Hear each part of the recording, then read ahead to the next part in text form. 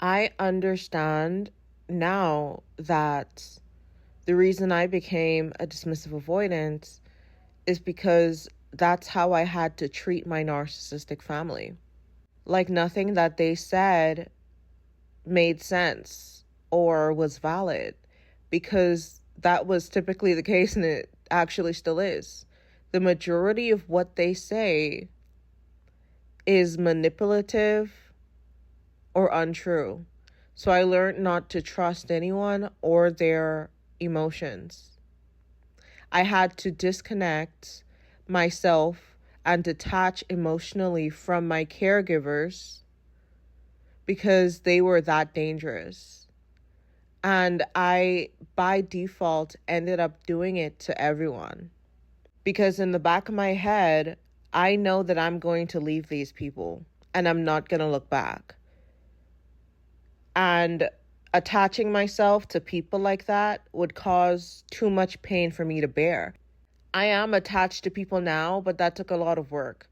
The grief of having a narcissistic family, or psychopathic family, matter of fact, these people are worse than that, really messed up my ability to have basic human connection. I think that the reason I became a dismissive avoidant is because resolving any issue with my narcissistic family would simply lead to being pulled back into toxicity and drama.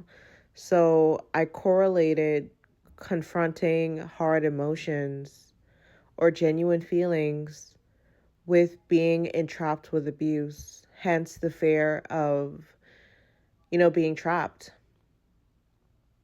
And, that tends to continue. I'm not saying that my instincts were wrong about a lot of people, because I was right the majority of the time. But for the few times that I was wrong about people, I did feel a bit sad about that. And I don't want to project that sort of energy onto them, especially when they were well-meaning. So what do you do when you have such a toxic family? At least in my case, I just don't really give a fuck about anything that they have to say. I don't really value it. I don't think that the majority of what they say is valid, reasonable, correct in any way, because a lot of them are haters.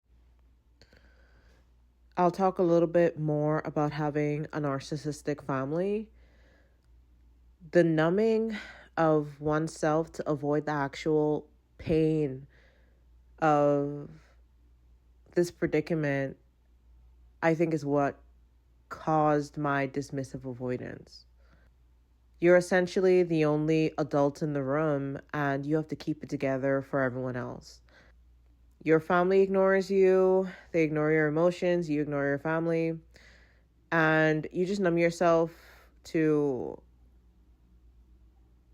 the world and every feeling. This numbness and emptiness stems back to neglect or experiencing the chronic silent treatment. And that's a slow death. That's a slow psychological, spiritual death. You're essentially giving yourself the silent treatment when you are dismissive avoidant. So that is cruelty enacted upon oneself. Without emotion and the experience that comes with that, there is no real life. There's no life. With dismissive avoidance, because they withhold their emotions and they may be used to that, in my dynamic, coming from a narcissistic family where I basically had to hold it together, that to them looks like stability. And it's the reason why I'm able to actually be in relationships long term, because emotionally I'm checked out. And I'll see it as more of a commitment, a obligation, a routine. Obviously, people want more than that. And with dismissive avoidance, when you do bring up your emotions, that tends to be seen as an excuse, because there's this perfectionism that comes with the personality type, they're unlikely to see your emotions for what they are and judge your feelings correctly. It's more so seen as an excuse to defer away from the structure that they created to protect themselves and keep you at a distance. But they're not going to get rid of you. A lot of the time, they won't get rid of you. They'll keep you around, and it is a slow, painful, spiritual death being near these people.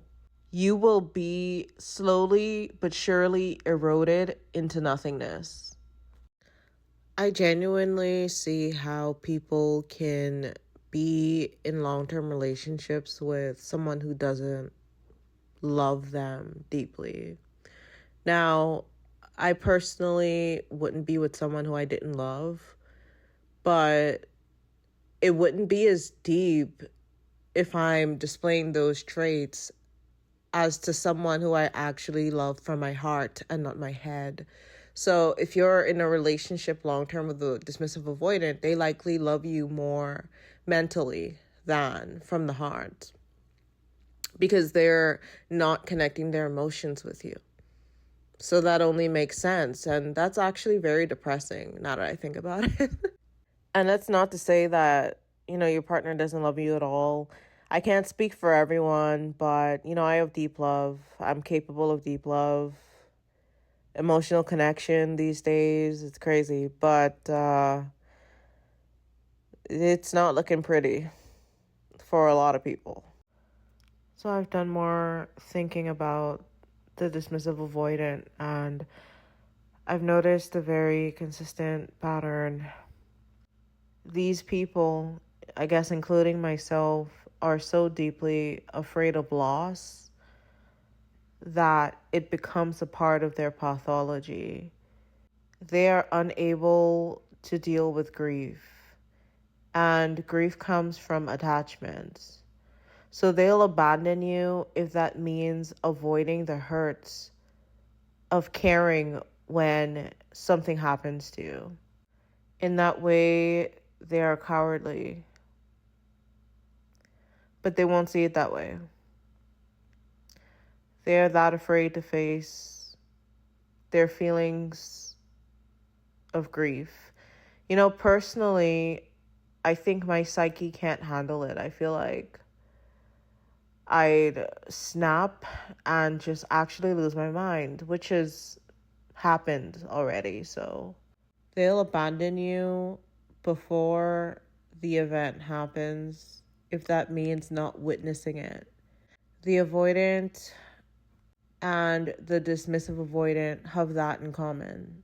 They are very fucking cowardly with their own true feelings. But the dismissive avoidant won't admit those feelings, but they'd abandon you. And I'm sorry if you've experienced that. I don't know, man. Life is heavy. Life is extremely fucking heavy. I literally prefer to die than see and experience someone I care about getting hurt. Like if it's something I can't control, I don't think my psyche can handle it. I can't witness that level of brutality again. What did they do to you? Oh, hush. It's okay. I'm better now. I don't understand. Love does things to a person. Terrible things.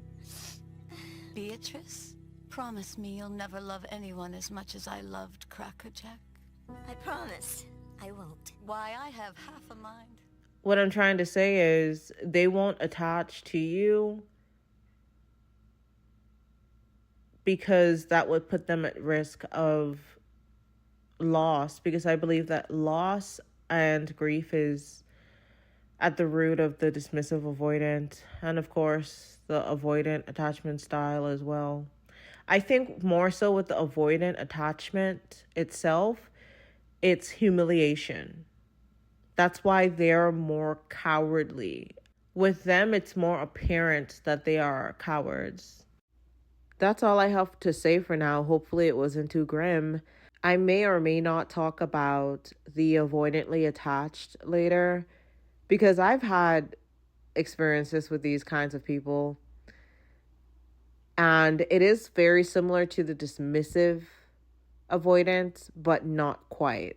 We'll see how talking to myself goes in the near future. But I do hope you take care and you don't get into any toxic relationships. You stay hydrated, you take your vitamins, you get some sunlight, you lock in. It's the great lock in. You take care. Goodbye.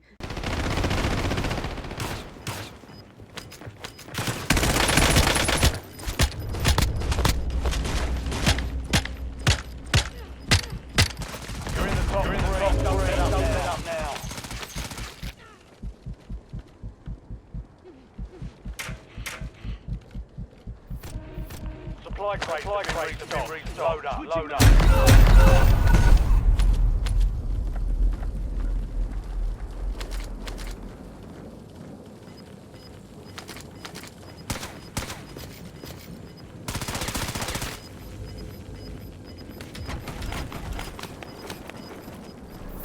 Gas closing in. You're in the last. Now finish this.